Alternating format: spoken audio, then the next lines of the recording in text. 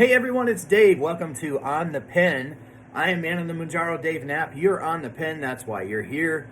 And you're here today to get an update on the Q1 earnings call that we had from Novo Nordisk.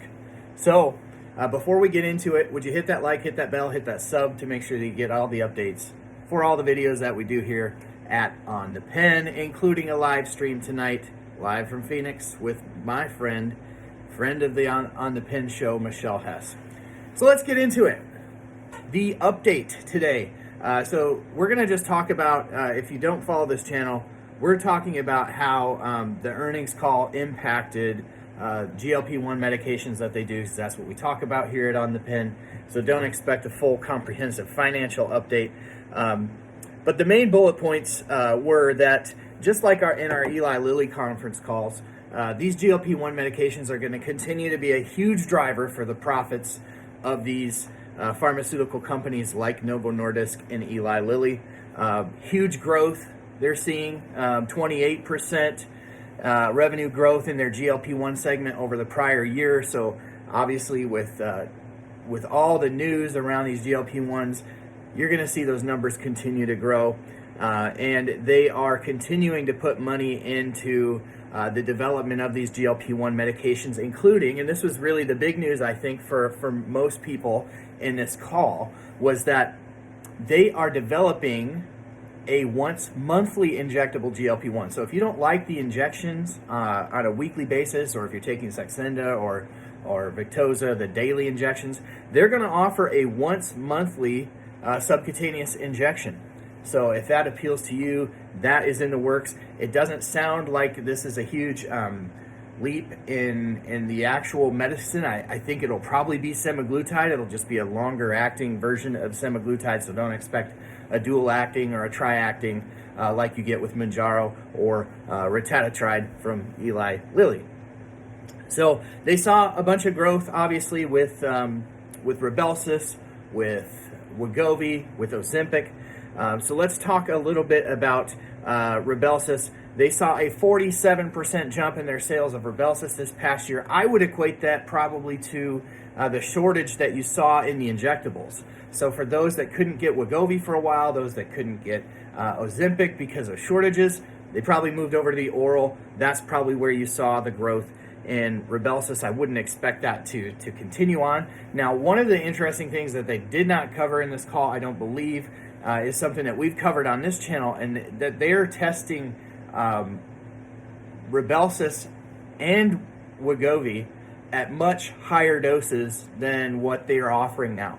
So it'll be interesting to follow them as they continue to develop out their these trials to see how people respond to the much higher dosage of the semaglutide medicines. Along the lines of the semaglutide, the SURPASS-5 trial showed that once weekly semaglutide was superior than the oral semaglutide.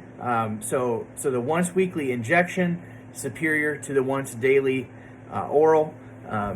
So just kind of putting their oral up against their injectable, and obviously the injectable being more bioavailable, people responded to that better. With a reduction of 1.9% in their A1C versus an average of 1.5% for the oral formulation.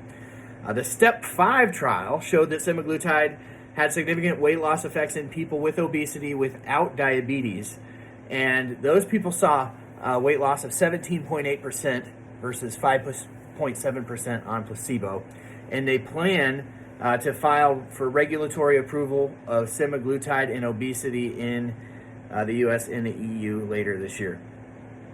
I'm not sure why that is, because we all know that Wegovy is already approved, but I don't know if this is just a blanket approval that they're looking for semaglutide instead of a brand name. So Wegovy, some news about the Wegovy medicine specifically. Just, it was obviously a huge sales driver for them with their launch in the U.S. in 2021. They obviously saw, the full benefit of that now, having a full year of it being approved for the use in weight loss. The company sees Wegovy as a huge profit driver in the future, and they're investing in marketing and education campaigns to increase the awareness of the medication. Kind of the same news along the lines with Ozempic. Big increase in demand with a sales growth in quarter one of 20% over the prior year. So huge jump in sales. Obviously, we can continue to expect that they're going to struggle to keep up with the demand for these medications. And it's interesting, I don't hear the same level of talk from Novo about expanding facilities and operations like you do with Eli Lilly, but I'm sure it's happening, just not to the same extent currently. And they're continuing to market and create research and awareness, or create awareness about their research around Ozempic as well, like they are with Wegovy. Now, the other news that was in this conference call is that they are planning to launch Ozempic in Japan and China. So they're expanding their market. Again, I think this is going to put a kink in the supply as they expand into these new markets. It'll be interesting to see. You've heard a lot of fear, uncertainty, and doubt recently about the compounded versions of semaglutide and tirzepatide.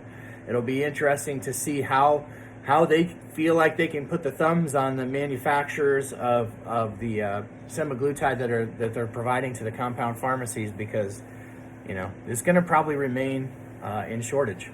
So that's the update. Hope this was helpful. If you'd like the bullet point versions of this, you can go over to onthepen.com, where I have this posted as a blog article.